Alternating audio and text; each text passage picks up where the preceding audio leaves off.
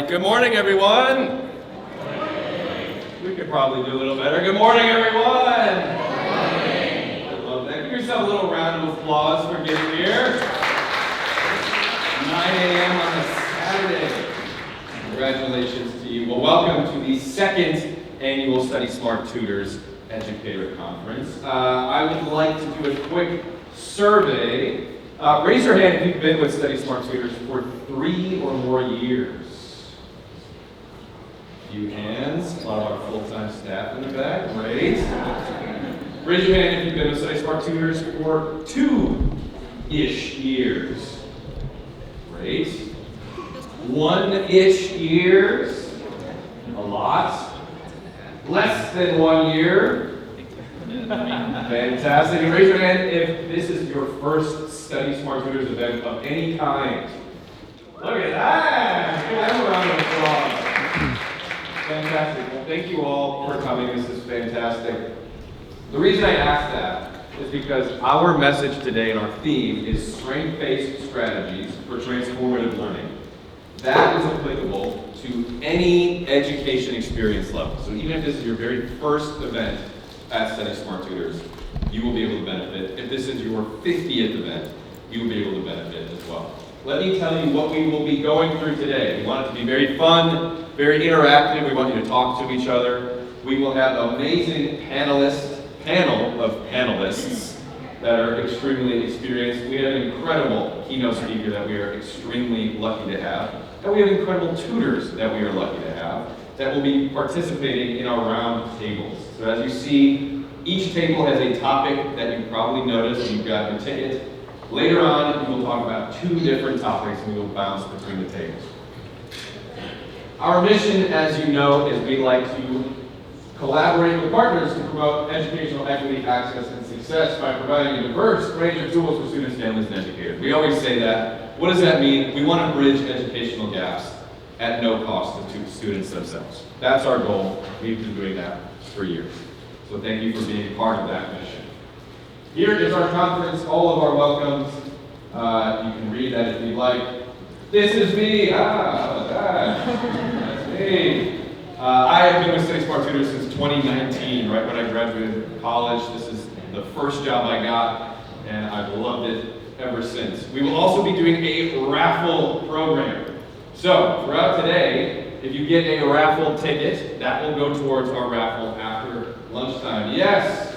What are you pointing at there? If you're actually reading this, raise your hand and you get a raffle. That's right. So you will get a raffle ticket for actually reading. Our educators in the back will be giving out raffle tickets. If you participate, if you engage, if you ask the panel a question, we will be giving you a raffle ticket. So that will all go towards some great merch and stuff at the end of today. So thank you for that. Remember, we want you to engage, listen, participate, but most importantly, we want you to clock in. So, on the Paycor app, we would like you to clock in for this event using code 85. Take a second to do that if you have set up with our Paycor. I'll give you a moment for that.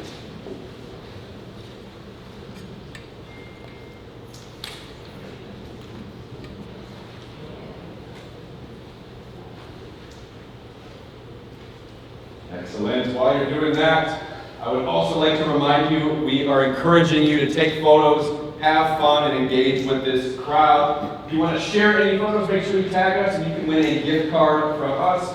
You can scan those QR codes for who to tag for that. So have fun, take photos, have a good time. We have plenty of food, plenty of great people to hear from.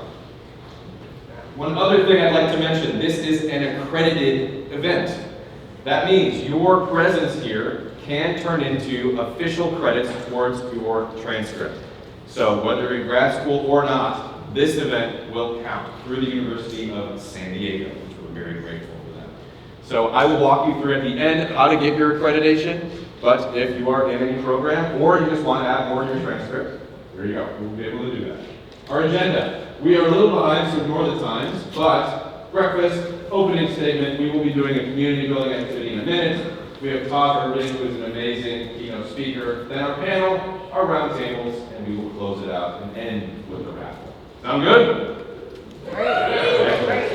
I'm going to bring up our Senior Director of Education now. Give a round of applause to Jordan Norris.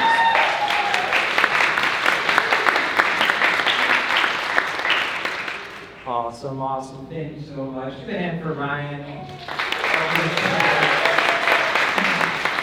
Behind the great hands, Ryan was recently promoted to our CIO, Chief Icebreaker Officer. We got a good thing going here today. Welcome everybody. Brian mentioned my name is Jordan. I serve as the Senior Director of Education here at Study Smart Tutors. Been with the organization now 11 to 12 years in some shape or form. I've seen the transformations from the beginning until now. I was a tutor facilitator, much like yourselves in this room, and just with a little bit of grit, a little bit of connection and dedication, and now see myself as the Senior Director of Ed. So, welcome. Thank you all so much for being here today. I want to start out with a little bit of context as to how we got here. Many of y'all are new in this room, so you probably don't know that this organization, this wonderful group of people here today, started in a college dorm room. This was an idea that came to fruition from our founder, Jack Friedman in the back.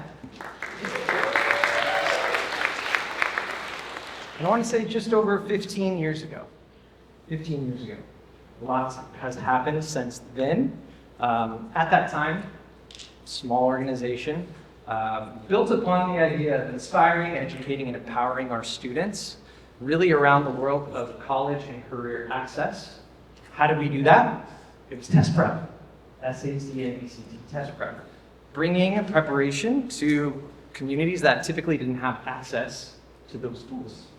And we helped demystify, decompose one of the most challenging assessments that any high schooler would face in their education career. Right, so that's where we started. Fast forward to now. 15, 16 years later, we have just over 1,000 active tutors. Great. We're serving in over 10 states actively. California still the best. Right here we get SoCal in particular.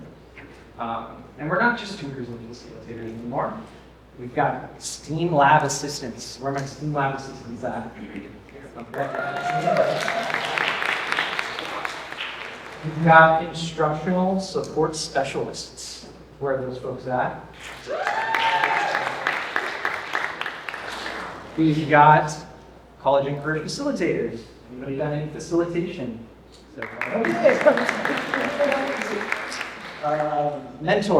Mentors, coaches.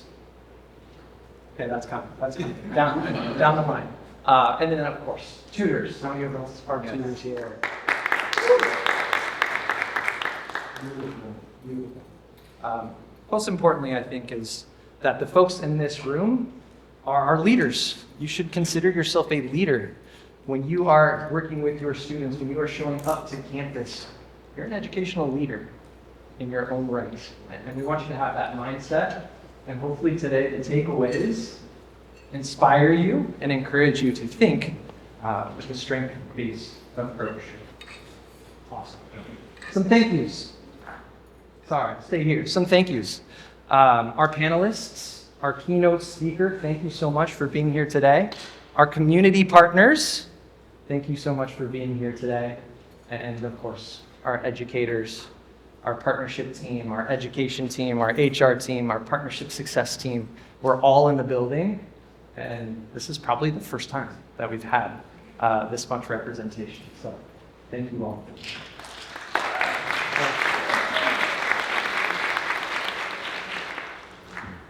Okay, so let's talk a little bit about our theme for today's event.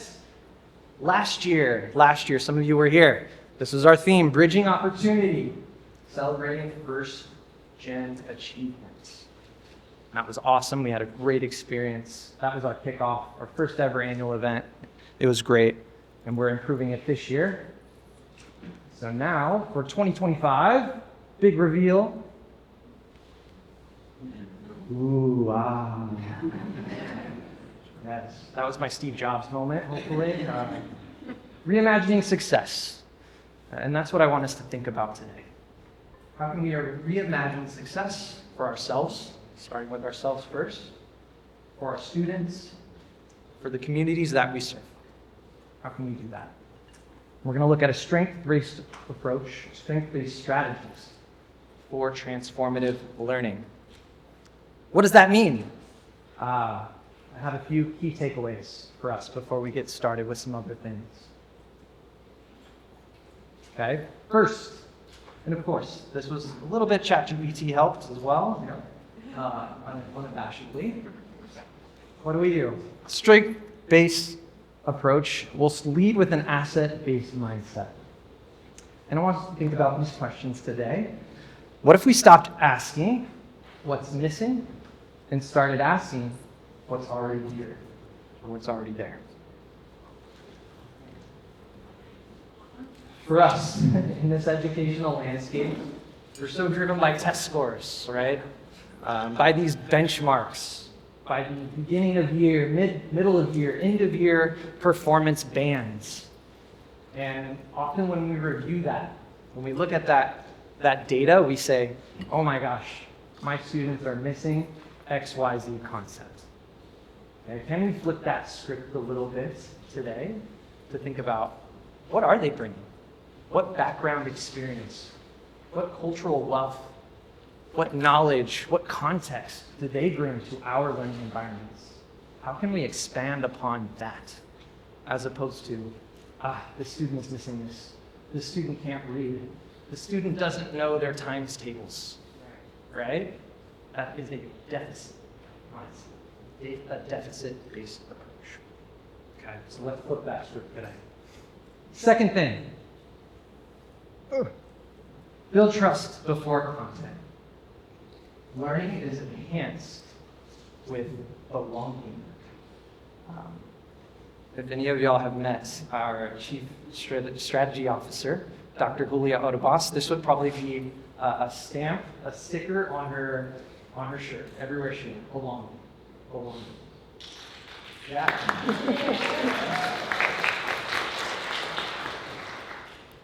And this has resonated with us. She has infused this across our teams, across our organization, and it's infectious. When you have belonging, it's infectious. It can be passed very, very easily. And so us as a team, we try to make sure that we are belonging so that our educators feel like they belong when they show up to school, when they show up to that virtual classroom, when they show up to that lab, to that 8:30, 9 a.m. intensive math support session, right? You belong. Because when you belong, guess what students are going to do? They're going to feel like they belong. Okay? So that's number 2. And last thing I'll leave you with. Collaborate with purpose, not just proximity. Okay? It's good for us to be near and for us to be consistent and close. But we want to approach this work with purpose. And how do we get purpose? It's going to be tapping into the community. This is where the strengths come from. It comes from the communities that are with us that we are working with. Okay? Transformation doesn't happen in isolation. It happens in community. Right? Teamwork makes the dream work. How are we feeling about our theme for today?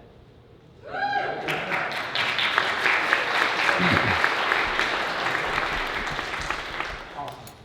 I'm going to pass it back to our CIBO because we want to get y'all connected and talking before we get real deep.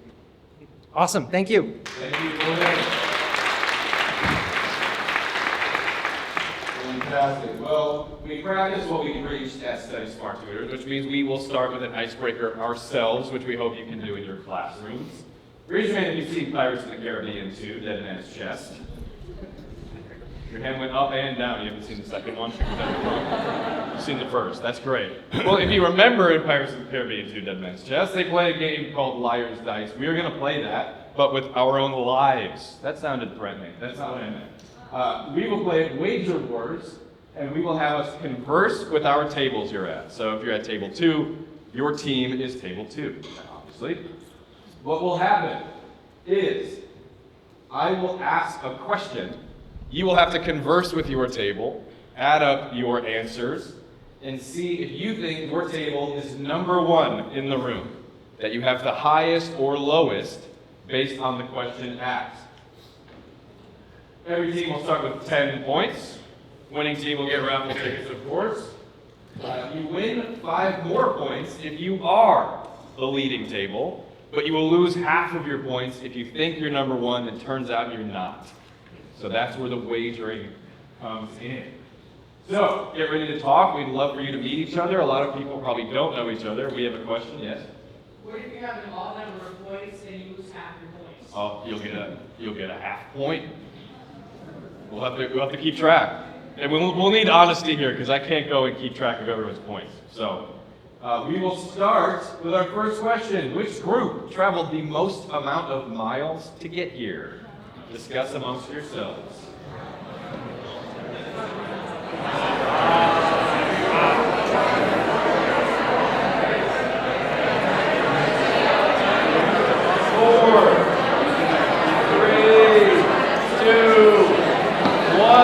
What table thinks they have traveled the most miles to get here? This table here, and the table behind them. And then is this hand in the back from that table? Great, we will start with the table that raised their hand first. How many miles total? Over 3,000. 3,000? This table, can you beat 3,000? All right, you lose half your points to this table. 3,000? 169 miles? Okay, you lose half your points. Sorry. This table, what number are you? Table 7 wins round 1. Okay, let's do a couple more. Add up all of the schools that all of you went to. So if you went to multiple high schools, middle schools, those all count. Which team went to the most schools?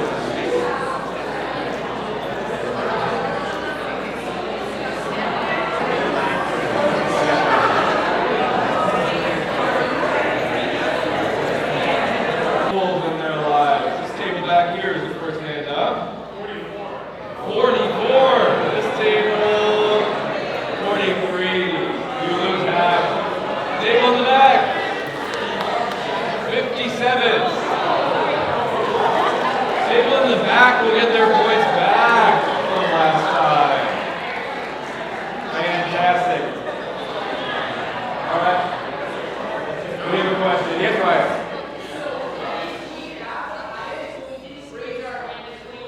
You didn't wager. That's where this comes in. You have to believe in yourself. Use strength-based assets. We'll go through these next ones quickly. You add up the age of all the cars here on your table. Which group has the oldest group of cars?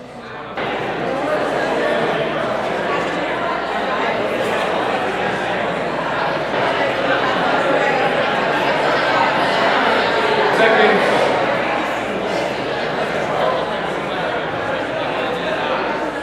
2, 1. Who are our most efficient car owners? Raise your hand if you think your table wins. Back left, and we have a challenge here as well. Yes. 61. I love that. This table can knock you up. Any challengers? Fantastic. Thank you. You get 5 points back there. So what table is winning right now? Is it probably you back there, right? Because the other two have already lost points, yes? I think so. We'll go through the last two pretty quickly. Which group has read the most books this year?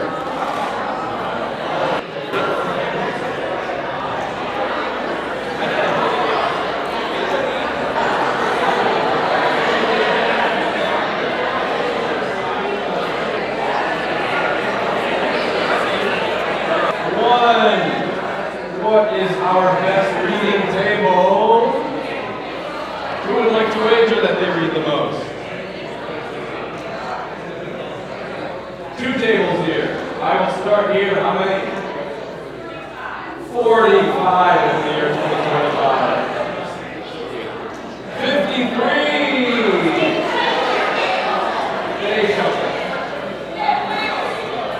They do have more people than you. You average more. That's true. I'm sorry about that. All right, last question because we have to move on. Which group has had the least amount of broken bones in their lives? All right, 5, 4, 3, 2, 1. A lot of tables are wagering. We'll go through them quickly. Back here, how many? 0. 0. 0. 0. 0. Wow. Did anyone wager and lose points on that? So raise your hand if you think your table won. You have the most points. This is not a trick. In the back here, how many points do you have? 20. Does anyone beat 20 points? What table number are you? 12. Everyone give a round of applause for table 12. We're all going to raffle tickets. Fantastic. Well, right now I have the absolute privilege of introducing our keynote speaker, Mr. Todd Irving. Todd is a seasoned educator of over 30 plus years. He's a Long Beach native who attended many colleges, including the one we're at right now, which is awesome. Todd has transformed many schools in his career. He has taken schools that were risking losing accreditation and completely transformed them to getting fully accredited. On one occasion, Todd took a school that was labeled dangerous and hostile learning environment and turned it into a top 100 middle school in the country.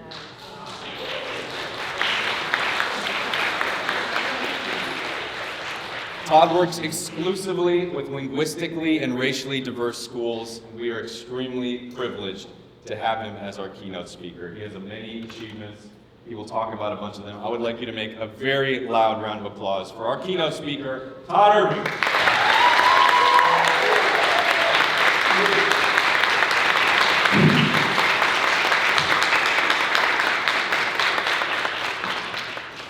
Good morning. Everyone hear me okay? Good. This is a nice crowd. I like the feel here.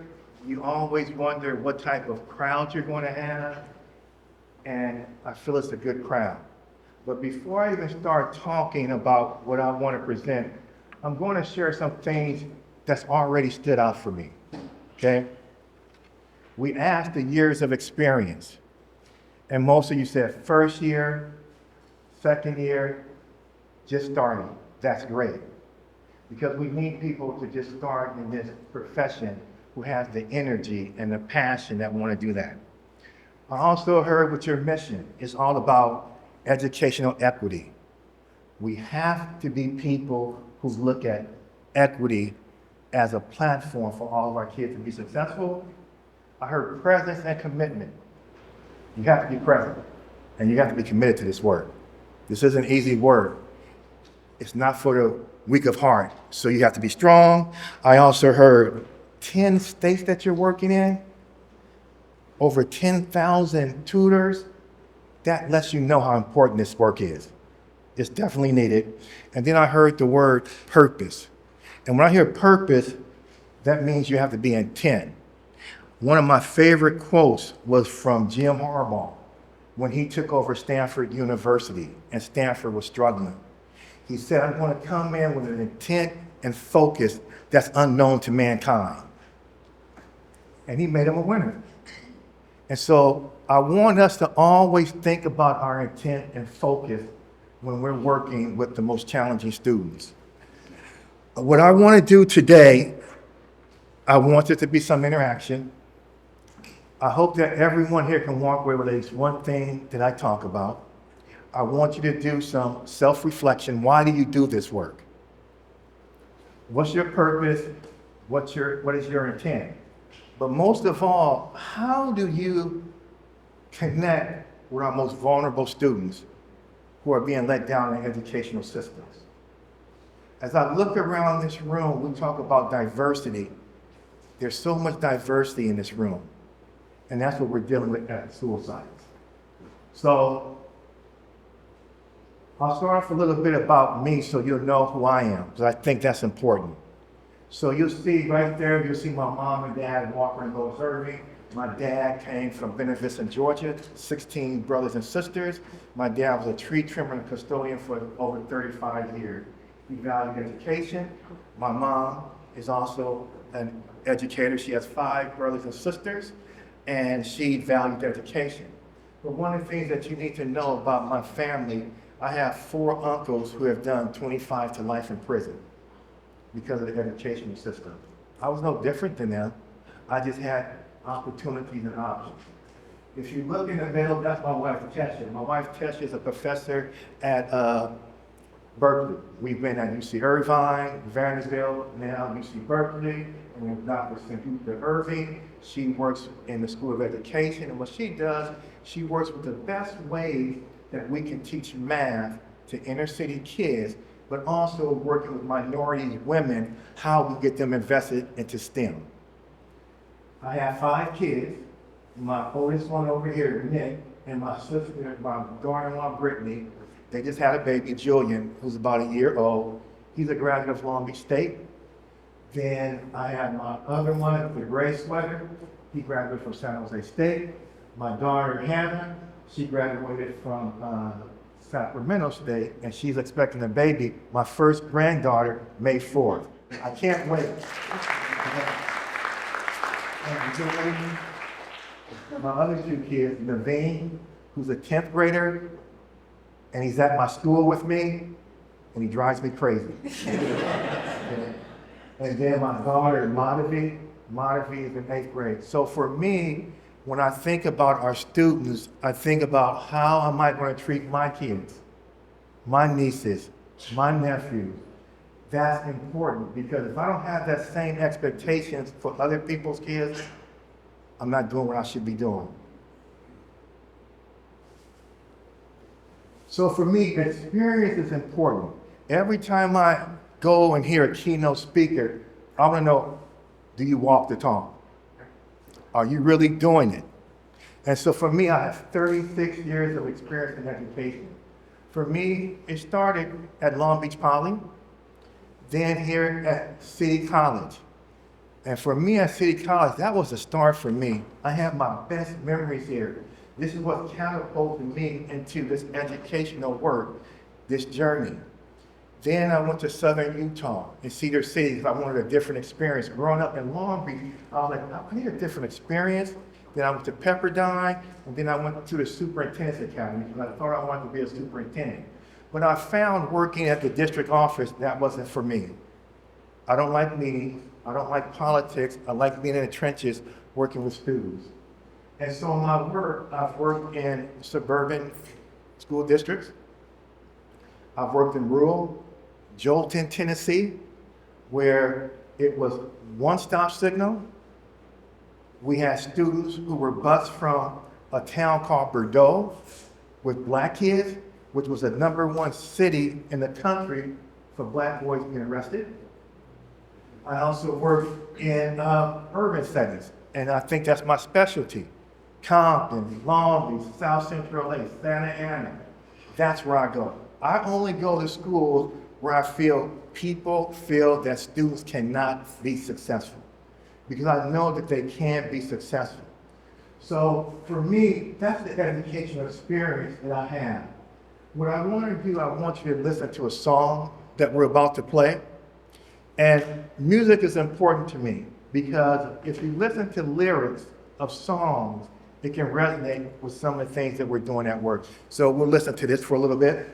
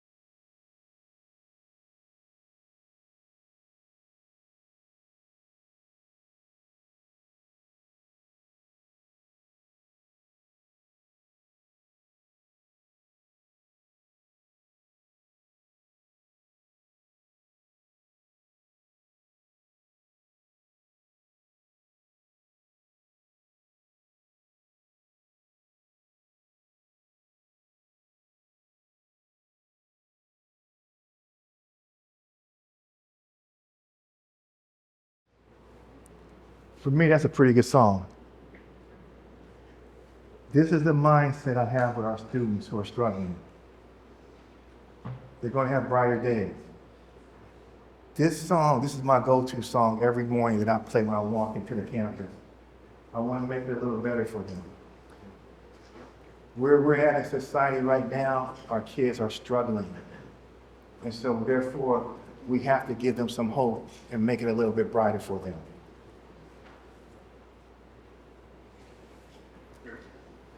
So, I love this quote right here. And I'm going to give you about 30 seconds to read this quote. And just kind of think, what does that mean for you when you read this quote? And then I'll tell you what it means for me. So, I'll give you about 30 seconds to read it.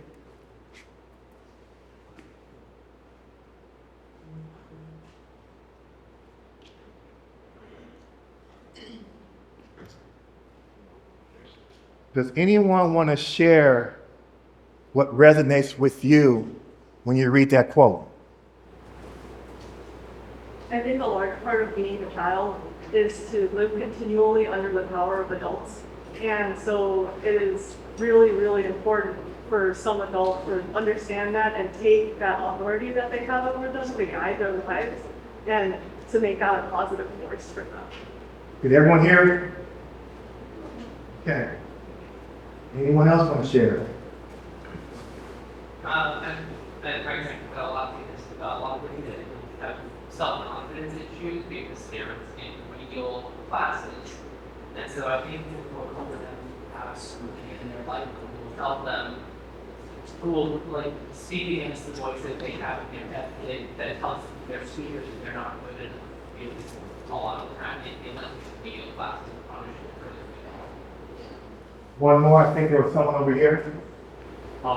Yeah, I was thinking of potential, that all these students that we see, they have so much potential, but rarely do they ever have the opportunity for that potential to come to life because there's not enough people or staff to support these children. So what happens is that potential just floats away. Sometimes it never gets taught, and of course, we young students. But every student needs a champion to unlock that potential. Yes, and I agree with that. And I think one thing that resonates with me is never giving up on them.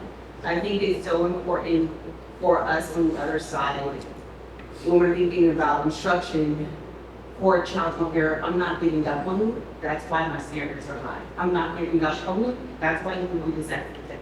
I'm not giving up on you, so don't give up on yourself. And then through that, I think they find the strength to continue and get through that stuff and keep on trying, even though, they might not get it. One day you will. Don't give up. So as you can see, everyone kind of resonates with this. And you think all of us in here are educators. And so what's most important in this, every child deserves an adult who has confidence in them. Every child deserves an opportunity, but we have to see the best in kids. Too many times in education, we're always talking about what kids can't do instead of looking at what they can do. Our job is to take them from where they're at and move them forward. So this right here for me is consistently connecting with students, never giving up on them, but making sure they have an adult who they can connect with. And I think as tutors, that's where you come in.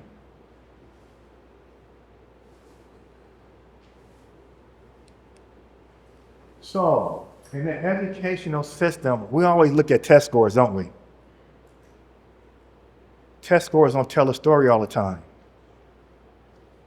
To me, test scores are a trick. Because if you look at this one, from 1975 to where we are presently at, and you compare black kids to white kids, have we made any improvement? No, we haven't. So what's happening in the educational system? Sometimes in the educational system, we don't want to say what's a true fact. We have true fact that black boys are not being successful in the educational system. But if we don't say it, we aren't going to address it. But then sometimes if we say it, people have issues.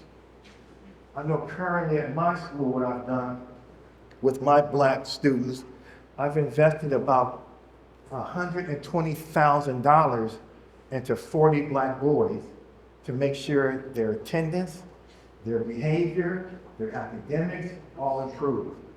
Now, when I did this, there were staff members saying, why are you doing this for black kids?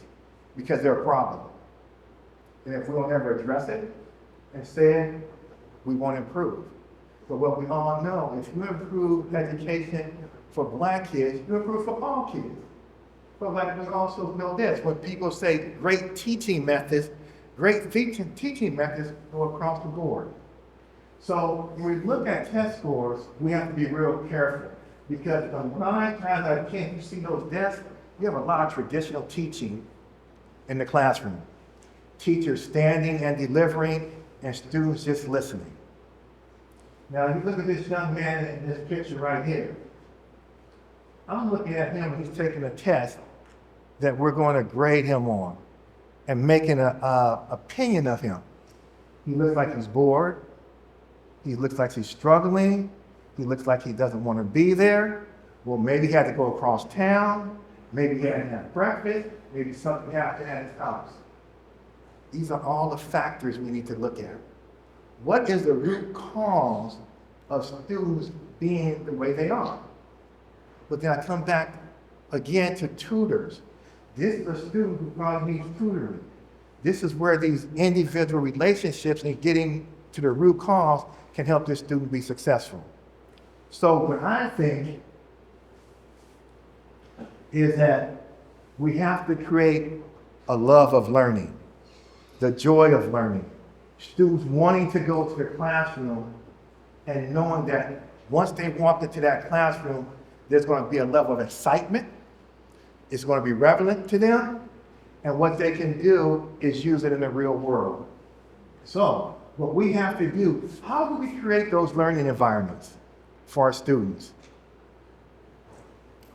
We have to do different things in the classroom, differentiated instruction, project-based learning, tutoring, making sure we really, really know our students. Because if we can get it where there is the joy of learning and the love of learning for students who are marginalized and haven't had success, then we can have some success. So, this is where all of you come in. As tutors, you develop relationships. And we know relationships start at home. You look at this picture. This is a dad in the garden with his son. There's a mom in the kitchen with her 2 kids, and then another parent reading. These are relationships of trust that students build at home. Now we need to take it a step further. This is where all you come in. This is your role. It's extended to the school side. You can see in the upper right-hand corner, a teacher tutoring a student. In the middle, teacher tutoring a student. At the bottom, teacher mentoring a student. So now what we've done, what's happening at home where students feel safe, we have transferred it to the school site. And what's happening now with the school site working in conjunction with the family, we can make the magic happen. We can see some success. But one of the things as a tutor, if you're doing this the right way, you're going to be connecting with the parents. The parents are going to trust you to help their son or daughter move forward. So, what I want you to do at your table, I have some questions up here, and I want you to have a little bit of conversation about it. The first one, what would you describe as your relationship with the students you tutor? That's important. And then I really want you to think about the third one. What challenges do you face in relating to your students and why? And then a fourth question is just a reflection question, because we're going to consistently be reflecting, and that's for you to reflect on. But I want you to think about those 2 questions, because you aren't going to get any success with students as far as tutoring them if you don't have a relationship of trust. So what I'll do, I'll give you a few minutes to talk at your table amongst yourself about a couple of these questions, and then I'll come back and ask 3 or 4 people to share what their thoughts are. Okay?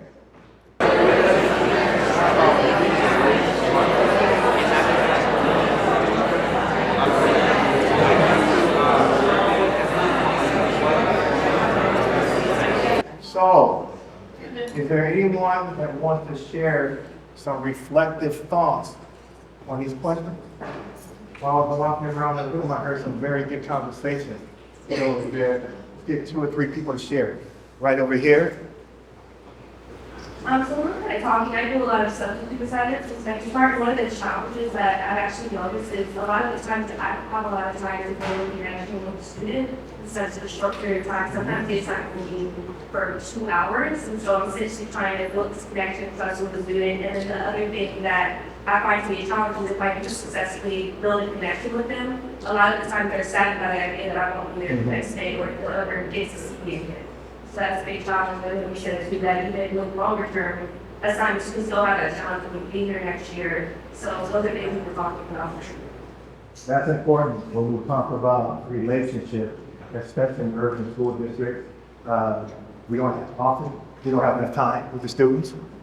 And then when we do have time with the students, they don't think we're going to stay.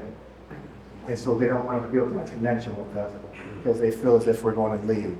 So I definitely understand it. Thank you for your comments. In the back. Hey, I work at an elementary school, and their students have so much energy and so much positivity, and in addition to building rapport and sort of leaning into that, students often feel like laughing or being really high energy. And what I've noticed is you kind of allow them to be happy, allow them to be high energy, as opposed to just saying, no, we're gonna stop laughing, we gotta get back to work. It kind of eases them into tutoring and learning is fun. It is fun. And that way, I've just found a lot more enjoyment and more success in engaging them and being productive. Thank you. Anyone else?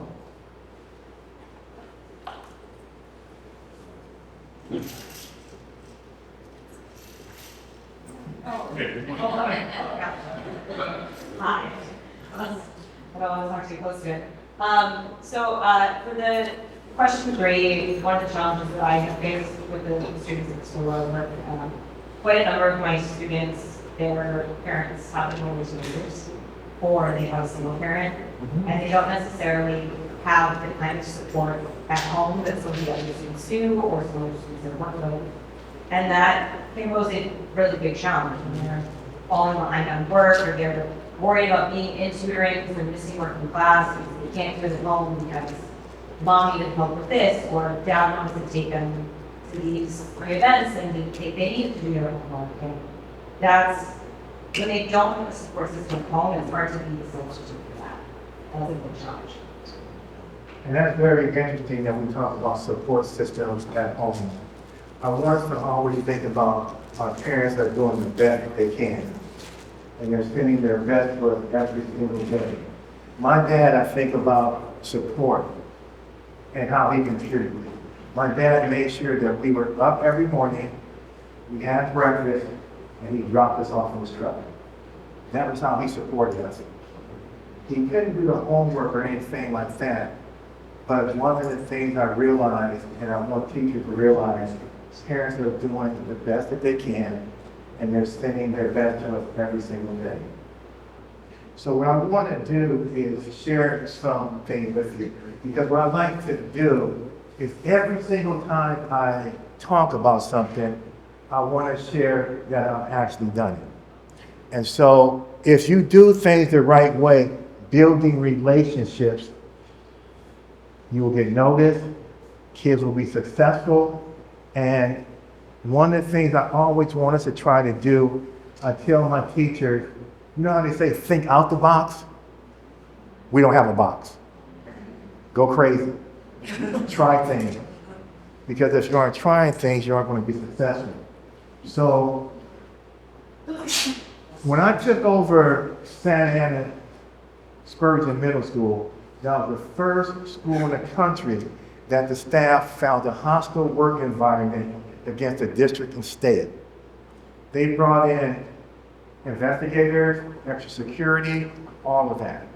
So just think about it, at that time in Santa Ana, that was during the Obama administration, and Obama had deported more immigrants back than any other president. We also had a gang injunction in Santa Ana. But what I knew for a fact, if I changed some things, build some relationships, we could be successful. So what I did, they asked me, what do you need? I said, I don't need anything. Take your extra security, keep every teacher here. I'm going to put some systems and structures in place, build some relationships so that we can be successful. We did project-based learning. We did differentiated instruction. Because I was in Santa Ana, what I did, parents in Santa Ana, what I did was the parents were able to get their GED high school diploma through Cal State Fullerton with their sons and daughters. And then I would have my parent meetings once a month because I could use the parking lot to have a smart room. So it's thinking out the box and being creative. And as a result of that, we became one of the top 100 schools in the country to come visit.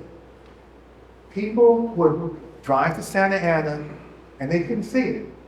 They couldn't see it, and I didn't want them to see it. But once they walked in that building, they saw the magic happening. That was in Santa Ana. That was a feature article in the LA Times. You can see right there that bottom picture with the gentleman with the sweatshirt on. That was called A Crew Under My Wings.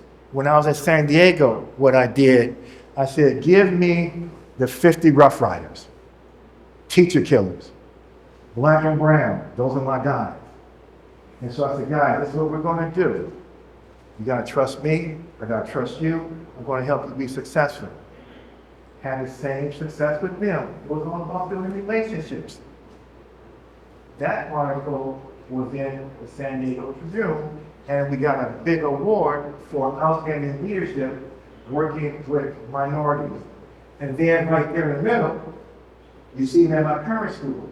When I came to my current school, I asked the assistant principal, give me the 30, 11th, and 12th graders who you guys can't deal with. Had a meeting with them. Hey guys, I'm a new principal, I don't know you, you don't know me, but this is the way we're gonna handle business.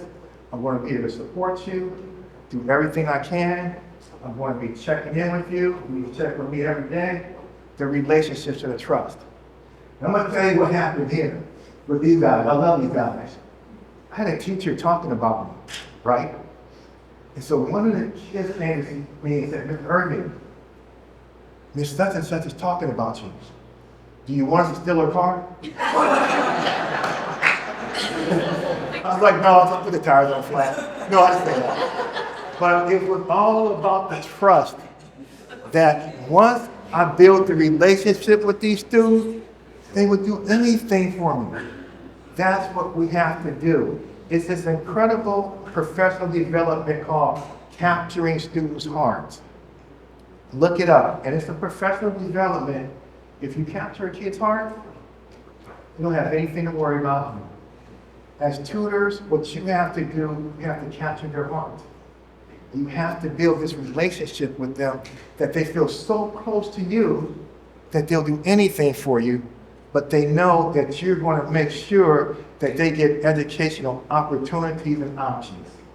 So now, what I want you to do, let's talk about vulnerable youth, who we deal with.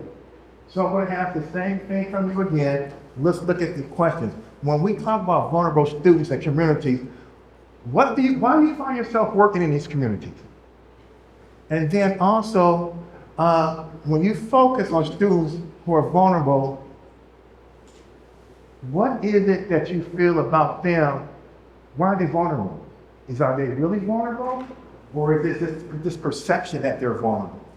So I'll give you a little bit of time to talk about what does it mean and who are some of our vulnerable students. So we'll give you maybe about 5 minutes to start having conversation. They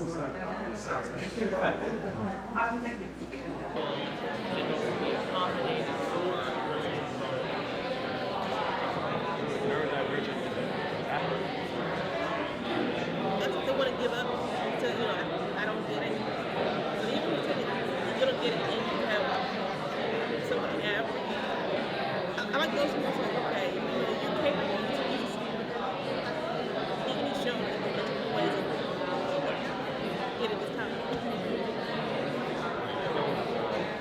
They come from, one of them said earlier, they come from protocol. Okay, can you hear me clap one? Can you hear me clap five? What we're going to do, we have about 15 more minutes. Let's get 2 people who want to share, and then we'll go to the next question. Because I think the next 2 are very important, and then I want to end it with, my philosophy. So we have 2 people who want to share.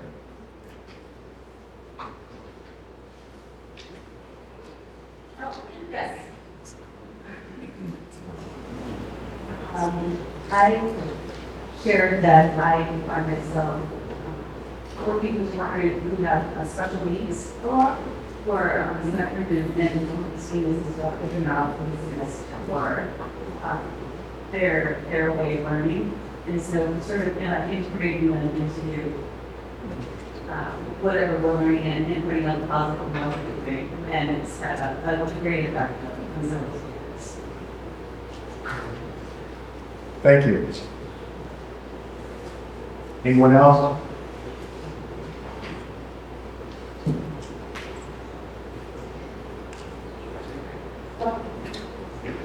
Hi, so I've worked in suburban and urban communities, so I feel more connected to work in urban communities because even like the graph that you showed us of like white students performing historically more like better than the Black population. I think that data like that and research shows us that we want to work at least online, and I feel more connected to work with the populations of students who are, who are a lot of times are identified as different labels, lazy, unable to do certain things, and so not smart. And I think that to me, a lot of that I can resonate with that because I grew up in an underrepresented community, and I can kind of reflect myself and a lot of students.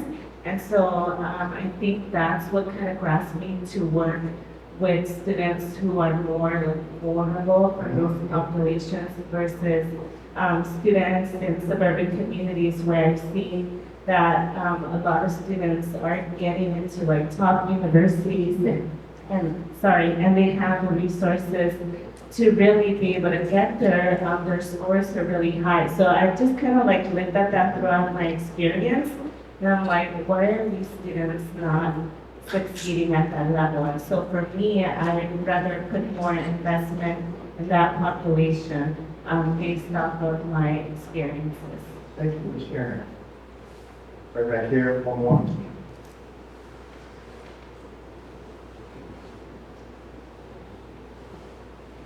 Hi, thank you. I too have worked my life in university schools, worked in settings.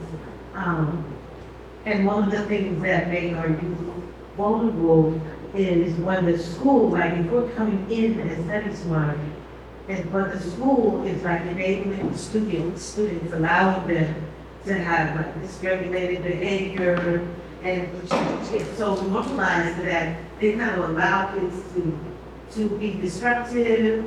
They just chalk it up as, oh, that child is disruptive. And they stop setting them limits.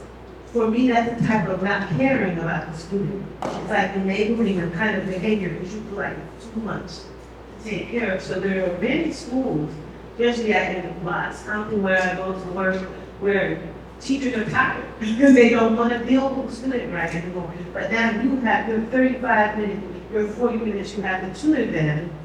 You have to set those kind of clear limits for them. And so it's vulnerable for the kids to be in an environment that is apathetic to them. that does not have the highest, doesn't understand that they have a lot chalked up against them, and they'll have to, somebody will have to help them to see, okay, this is who you are in this world. You're gonna have to really be strong, really be smart, right? So that kind of creates a difficult situation.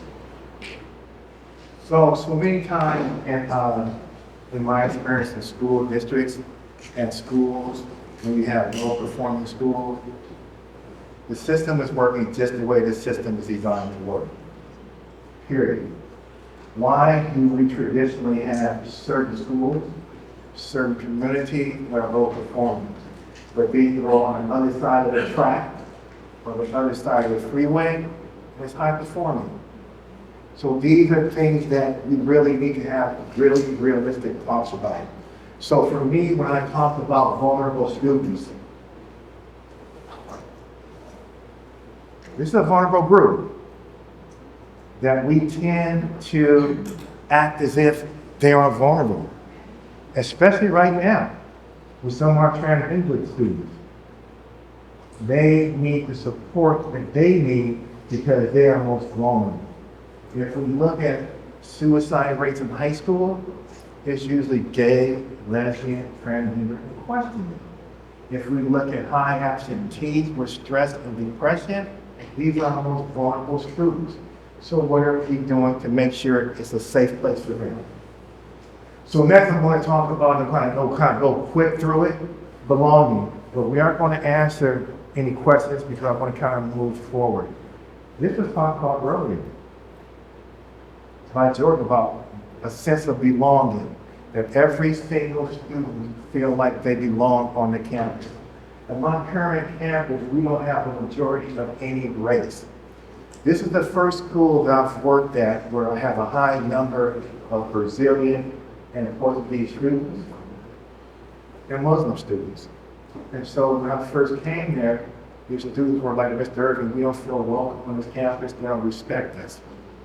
So for me, what was super important is that on my campus, I have 65 Muslim students. And they said, Mr. Irving, we don't feel supported. So for me, this is what was important. They need a place to pray. And so I created a beautiful space for them to pray with a beautiful restaurant. And so now they feel comfortable and they feel like they belong. So these are the things that we need to do to make everyone feel as if they belong on campus. We don't want to just look at the traditional students, but look at the students who sometimes we think because they're quiet or they aren't going to say anything, let's make sure they feel belong. So for me, I kind of have a golden circle. The why, my purpose. I believe that every single student can be successful. That's why I do this work. This is my passion. This is my calling. This is my ministry. This is what I do. The how, the process, the system. Making sure one of the things that I'm investing in next year is a robust tutoring program. Working with UC Berkeley, Stanford, and Sac State. Wanting to get folks like all of you who are going to come in and have a passion and desire to take our kids to another level. And then the results, what I want from our tutoring program and what we're doing, the relationships, the connection, the trust, but most of all, every single student has some hope. They can see their inner beauty, but making sure that they realize after meeting with these tutors, they have an adult who really cares for them, and we're creating in their mind that they have opportunities and options to be successful. So that's kind of what I work with, but this is what you're working with. I kind of looked at, how you do your work. You have something that's called the challenge. That's pretty much your objective. The same thing as my why. Then you have your tutoring and mentoring plan. The same thing I'm doing. That is your systems and structures And then you have your impact, the results, what you want to reflect. Anywhere you go, it's pretty much the same terminology. But for me, what's important, do you know your why? Do you have the systems in place to help students be successful? And can you really show results? Because if you can show results with the most vulnerable students, that means you're having some type of success. So, all of you are tutors right now. In order for us to go to the next level, you want to become teachers. You're working one-on-one with students. So what we need right now is you to understand you make a difference with these kids individually. So that'd be nice if you go to the next level and you become a credentialed teacher. So now instead of working with one student, you're working with 130 students, 6 periods a day, 185 days in a year. Can you imagine the impact that you're going to have? It's going to be a big impact. And then the most important thing is the third one. You're needed. We need you. You're working in all these different states. You have over 10,000, and there's so many more kids who need tutoring. So you have to really understand the value of your work. So what I want to do now is close with this video. That's one of my favorite videos. And if you're doing this work the right way, this is what the students will be saying to themselves. I want you to look at the students in the video, and I also want you to kind of listen to the lyrics.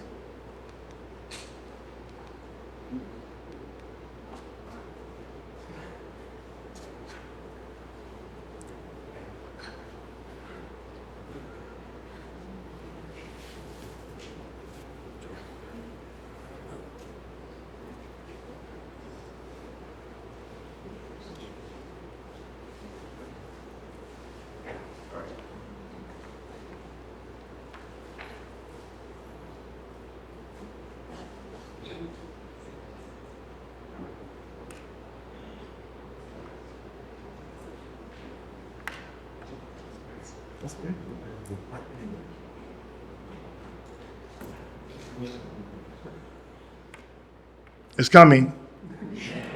You know, technology is good when it works.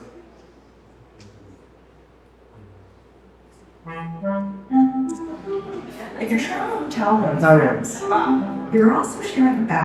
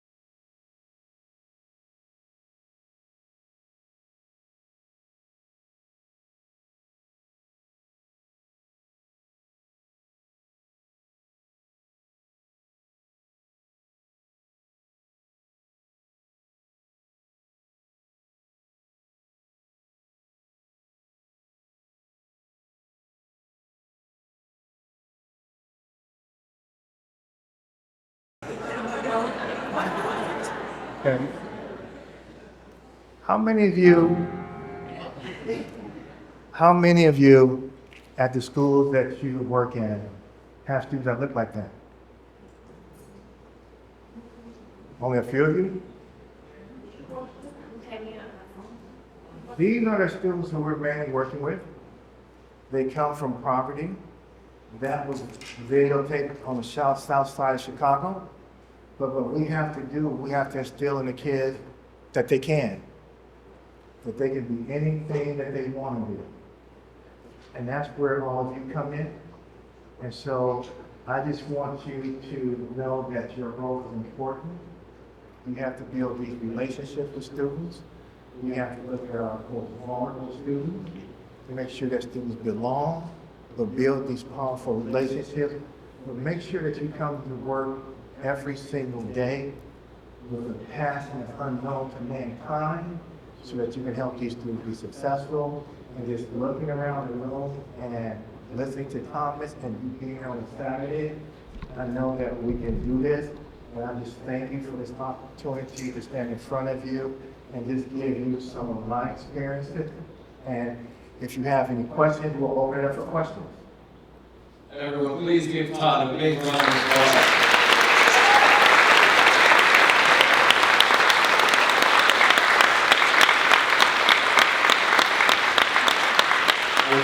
Thank you. If you have your phone with you, please scan this QR code and we are going to have some Q&A with Todd. We're so lucky to have him. It was an amazing presentation. So take a second, scan that QR code, or you can type in that link right there. And I will field these questions as they come in.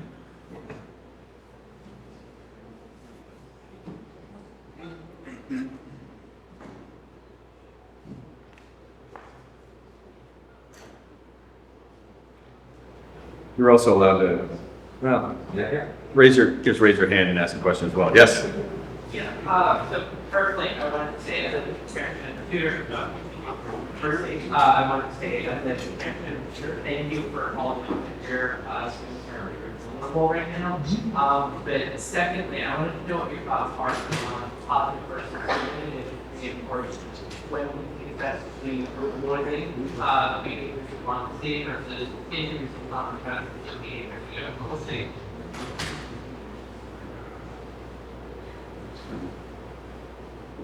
So I think anytime there's some type of behavior, we have to always try to find out the root cause of it. And so I try not to be negative. One of the things at my current school, I have a no suspension policy. And with the no suspension policy, what it is, I have some negative behavior sometimes, but 9 times out of 10, if I have a conversation with the student, find out the root cause of it, that helps me more than being negative. So for me, I always try to have a positive spin on everything. Now, if it's something that's just outrageous, then I'll just talk to them about the consequences of the decision that they're making so they don't feel as bad. So that's my approach in dealing with students. I hope to answer your question. Todd, we have some questions up here. Many thank yous have come in. One question asked is, what is a question you wish more people would ask? How do you not get burned out in this world? Because what happens when you go in with all this passion, the drive, the determination, there's going to be days where you're thinking to yourself, why the heck am I doing this? But when you ask that question, why in the heck are you doing it, that makes you feel you should do it more. We can't depend on funding and other things.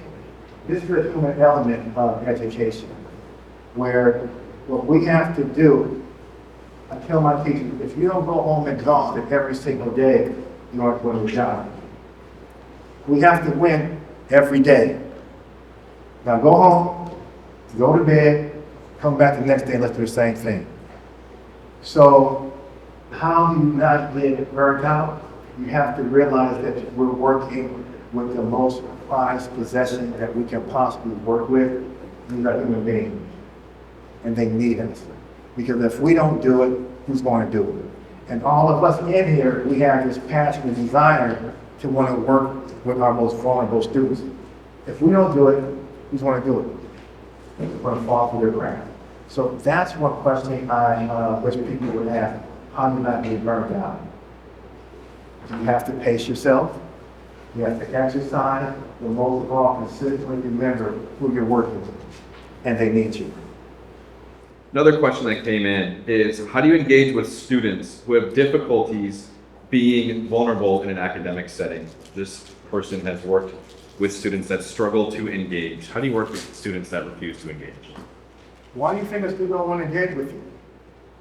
They haven't had any academic success in their educational system. No one has really reached out to see what the problem is. In the educational system, we just do social promotion and keep pushing people, And as you go higher and higher, you become more and more embarrassed and distrust the educational system.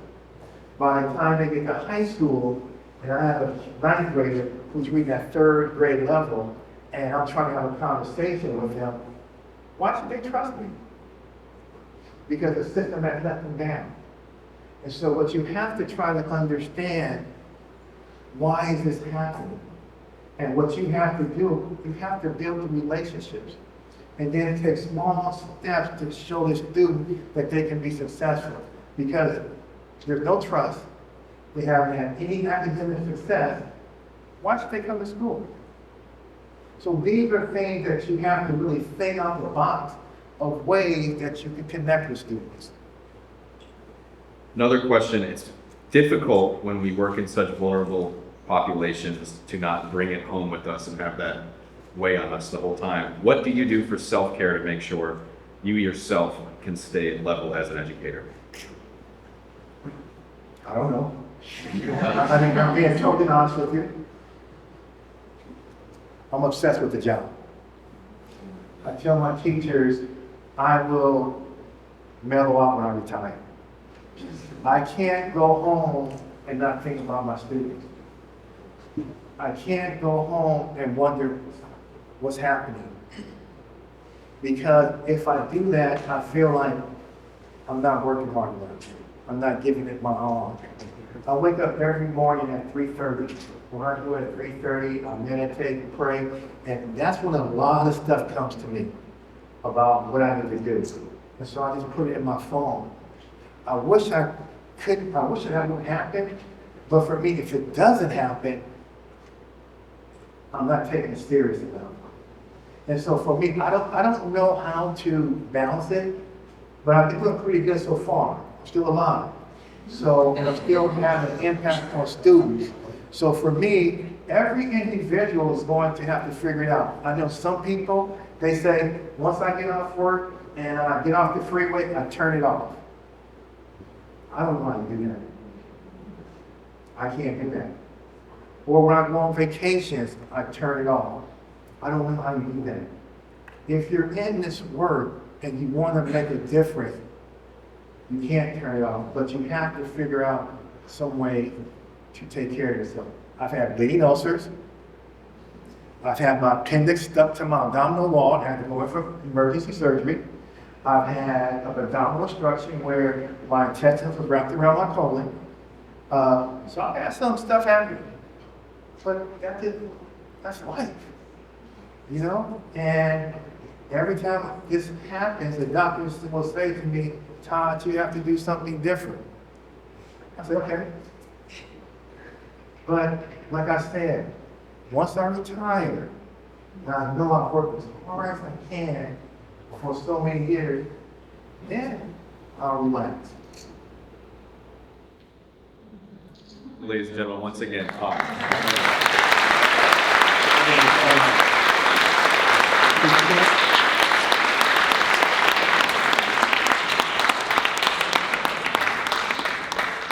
we will be taking a 15-minute break now. Thank you all so much.